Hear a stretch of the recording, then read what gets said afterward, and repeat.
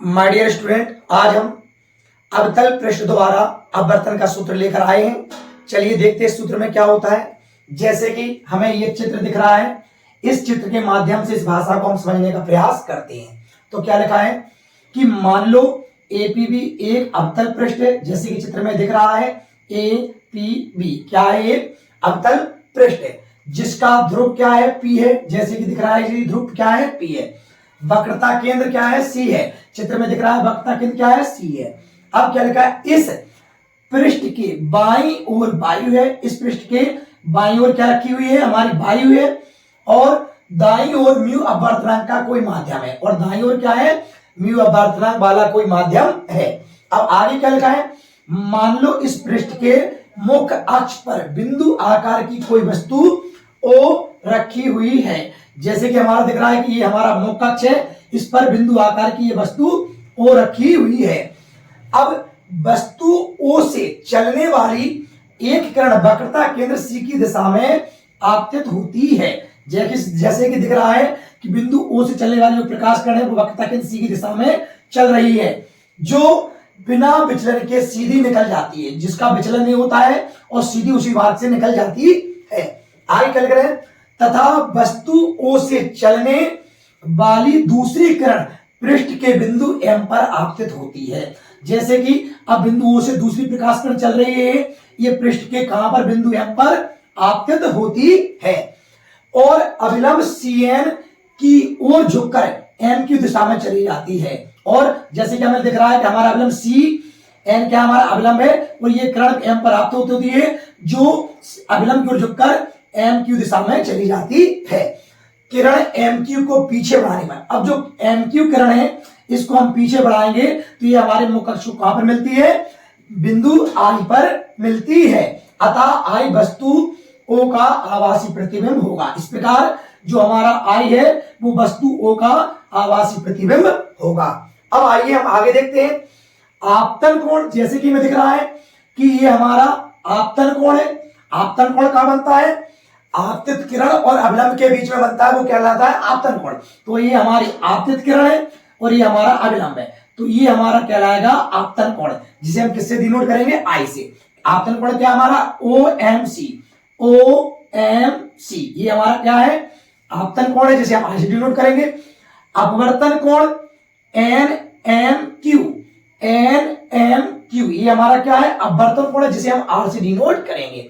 आगे देखते हैं। परंतु हम जानते हैं, क्या जानते हैं कि ओ एम आई, ओ एम आई और कोण कौन सा? N M Q. N M Q दोनों कैसे हैं? बराबर आर के हैं। क्यों है बराबर? क्योंकि शीर्षाभिमुख कोण से, यानी कि जब दो रेखाएं एक दूसरे को काटती हैं तो ये कोण शीर्षाभिमुख कोण कहलाते हैं और ये आपस में बराबर होते हैं। आइए आगे देखते हैं। अब लिखा है कि मान लो आपतित किरण, जैसे कि हमारी आपतित किरण कौन सी है? ए। तो मान लो आपतित किरण, अपवर्तित किरण और अभिलंब मुख्य अक्ष के साथ क्रमशः अल्फा, बीटा और थीटा कोण बनाते हैं। जैसे कि चित्र में दिख रहा है कि हमारी आपतित किरण है जो मुख्य अक्ष के साथ कितना कोण बना रही है? अल्फा बना रही है। दूसरी किरण कौन सी है? हमारी अपवर्तित किरण। अपवर्तित किरण हमारी कौन सी? ये है। ये मुख्य अक्ष के साथ कितना कोण बना रही है? बीटा कोण बना रही है। इसी प्रकार हमारा अभिलंब है जी, हमारा सी एन क्या था? हमारा अभिलंब था जो कितना? थीटा कोण बना रहा है मुख्य अक्ष के साथ। चलिए अब आगे देखते हैं। तब हम देखते हैं स्नेल के नियम से। स्नेल का नियम क्या कहता है कि म्यू बराबर आपतन कोण की जगह यानी कि साइन आई बटे अपवर्तन कोण की जगह यानी कि साइन आर। चूंकि हम जानते हैं कि आई और आर के मान बहुत ही कम होते हैं, अतः साइन आई की जगह पे हम किसका प्रयोग करेंगे? आई का। और साइन आर की जगह पे किसका प्रयोग करेंगे? आर का। तब हम इसमें मान रखेंगे तो म्यू बराबर साइन आई की जगह पे किसका प्रयोग किया हमने? आई का। और साइन आर की जगह प्रयोग किया आर का। इस प्रकार हम आई का मान निकालेंगे तो आर का इससे गुणा हो जाएगा, यानी कि आई बराबर बन जाएगा म्यू आर। ये हमारा बन गया समीकरण 1। अब हम देखते हैं त्रिभुज सीएमओ में। जैसे कि त्रिभुज सीएमओ में थीटा बराबर क्या होगा? अल्फा प्लस के आई। देखते हैं कैसे। त्रिभुज सीएमओ, सीएमओ इस त्रिभुज में देखते हैं तो जो आई कोण है और ये कौन सा? अल्फा कोण है। इस दोनों का योग किसके बराबर होगा? थीटा के बराबर होगा। क्यों होगा? क्योंकि ये बहिष कोण है, त्रिभुज के जो बाहर कोण बनता है वो बहिष कोण कहलाता है। इसके हिसाब से देखते हैं तो थीटा बराबर अल्फा प्लस के आई किससे, बहिष कोण से। यानी अब हम आई का मान निकालेंगे तो क्या बनेगा, थीटा माइनस के अल्फा। इसी प्रकार त्रिभुज आईएमसी में देखते हैं, त्रिभुज आईएमसी यानी कि इस त्रिभुज में देखते हैं तो इस त्रिभुज में क्या होगा, थीटा हमारा बहिष कोण होगा और जिसका योग जिसका मान त्रिभुज आईएमसी में देखते हैं जो थीटा है ये हमारा बहिष कोण होगा और इसका मान बीटा और कोण आर के बराबर होगा। तो देखते हैं इसी प्रकार हम, तो यहां पे लिखा है थीटा बराबर आर प्लस के बीटा बहिष कोण से। अब यहां पे अगर आर का मान निकालेंगे तो पक्षांतर हो जाएगा बीटा का, यानी थीटा माइनस के बीटा। अब इन दोनों मानों को आई और आर के मानों को हम समीकरण 1 में रखेंगे। जैसे कि समीकरण 1 में आई और आर के मान को रखने पर समीकरण 1 क्या था हमारा, आई बराबर म्यू आर। अब इसमें रखा आई का मान क्या रखा, थीटा माइनस के अल्फा, और म्यू जहां की था आर का मान क्या रखा हमने, जैसे कि दिख रहा है थीटा माइनस के बीटा। अब हम म्यू को अगर अंदर करेंगे तो हमारा बन जाएगा थीटा माइनस के अल्फा बराबर म्यू थीटा माइनस के म्यू बीटा।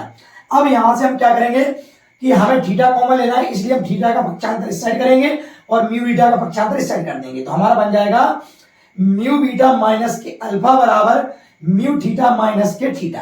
अब यहाँ पे इस साइड हमारा जालीदार रखा रहेगा, इसमें से हम क्या कॉमन लेंगे, थीटा कॉमन लेंगे। थीटा कॉमन लेने पर यहाँ पे बचेगा म्यू, यहाँ पर बचेगा माइनस के 1। अब हम देखते हैं सूत्र कोण बराबर चाप बटे त्रिज्यासी। तो जैसे कि अल्फा कोण, जैसे कि हमें दिख रहा है अल्फा कोण, यहाँ पे देखते हैं अल्फा कोण हमारा क्या है, ए है।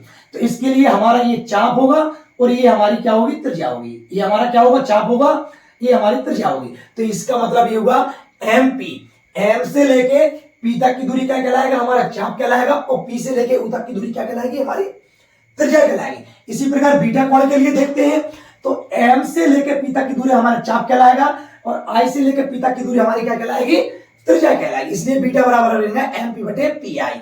तथा थीटा कोण के लिए देखते हैं, थीटा के लिए देखते हैं एम पी हमारा क्या होगा, चाप होगा, और पी सी हमारे क्या होगी, त्रिज्या होगी। तो इसलिए हमारा एम पी बटे पी सी बन गया। अब ये समीकरण 2 में मान रखने पर थीटा अल्फा बीटा और थीटा के मान हम कहां रखेंगे, इस समीकरण 2 में रखेंगे। तो आइए चलिए देखते हैं कैसे रखते हैं। तो म्यू बीटा का मान है एम पी बटे P I minus alpha, alpha का मान है एम पी बटे पी ओ, फिर क्या है बराबर थीटा का मान क्या है एम पी बटे पी सी और माइनस के म्यू माइनस के 1। अब यहां से हम क्या कॉमन लेंगे, यहां से हम एम पी को कॉमन लेंगे तो एम पी हमारा बाहर निकल गया, यहाँ पे क्या बचा म्यू बटे पी आई बचा, माइनस के यहाँ पे क्या बचा 1 बटे पी ओ बचा। इसी प्रकार यहाँ पे हमारा सेम लिखा रहेगा। अब एम पी से एम पी क्या हो जाएंगे, कट जाएंगे, यानी हमारा यहाँ पे क्या बचा म्यू बटे पी आई माइनस 1/पी ओ बराबर म्यू माइनस के 1/पीसी। ये हमारा हो गया समीकरण 3। अब हम चिन्ह परिपाटी का प्रयोग करेंगे तो देखते हैं वस्तु की दूरी पीओ, वस्तु की जैसे चित्र में दिख रहा है पी से लेके ओ तक की दूरी हमारी वस्तु की दूरी, और पी से लेके आई तक की हमारी प्रतिबिंब की दूरी, और पी से लेके सी तक की दूरी हमारी वक्रता त्रिज्या। तो हम यहाँ पर लिखेंगे जैसे कि दिख रहा है आप लोगों को, वस्तु की दूरी पीओ बराबर माइनस के यू, प्रतिबिंब की दूरी पी आई बराबर भी, और वक्रता त्रिज्या पीसी बराबर माइनस के आर। जैसे कि हमने चित्र में दिखाया है पी से लेके ओ तक की दूरी हमारी क्या है माइनस के यू है, और प्रतिबिंब की दूरी पी आई बराबर माइनस के भी, और वक्रता त्रिज्या पीसी बराबर माइनस आर। क्यों है, क्योंकि चिन्ह परिपाटी कहती है कि सभी दूरियां वक्रता ध्रुव पी से नापी जाती हैं, और अगर ध्रुव से हम आपतित कर्ण की विपरीत दिशा में चलते हैं तो सभी दूरियां ऋणात्मक ली जाती हैं। इस हिसाब से इन तीनों के मान कैसे होंगे, ऋणात्मक होंगे। आइए इन मानों को हम समीकरण 3 में रखते हैं। तो समीकरण 3 में मान रखने पर तो हम समीकरण 3 में मान रखते हैं तो म्यू बटे पी आई का मान कितना है माइनस के भी, माइनस पीओ का मान है माइनस के यू बराबर म्यू माइनस के 1/पीसी का मान है माइनस के आर। अब हम आगे देखते हैं तो जैसे कि हमें दिख रहा है म्यू बटे भी माइनस माइनस ये हो जाएगा प्लस, तो बचा 1/यू बराबर माइनस म्यू माइनस के 1/आर। अब यहां से हम क्या करेंगे, माइनस को लेंगे कॉमन, तो माइनस को कॉमन लेने पर ये हमारे प्लस के हो जाएंगे, तो म्यू बटे भी प्लस के हो गए, ये प्लस के थे इसलिए बन गए ये 1/यू बन गए माइनस के, और बराबर माइनस म्यू माइनस के 1/आर। अब माइनस से माइनस को हम क्या कर देंगे, यहाँ पर कैंसिल कर देंगे, तो म्यू भी म्यू बटे भी माइनस के 1/u बराबर म्यू माइनस के 1/r। ये हमारा अवतल सूत्र, अपवर्तन सूत्र निकल के आ गया है। यही अवतल पृष्ठ के लिए अपवर्तन का सूत्र है। आइए दोस्तों अगर आप लोगों को वीडियो अच्छा लगा हो तो इसे लाइक करें और अपने दोस्तों में शेयर करें। साथ ही साथ हमारे YouTube चैनल को सब्सक्राइब करें, जिससे आने वाले वीडियो का नोटिफिकेशन आप लोगों को मिल सके।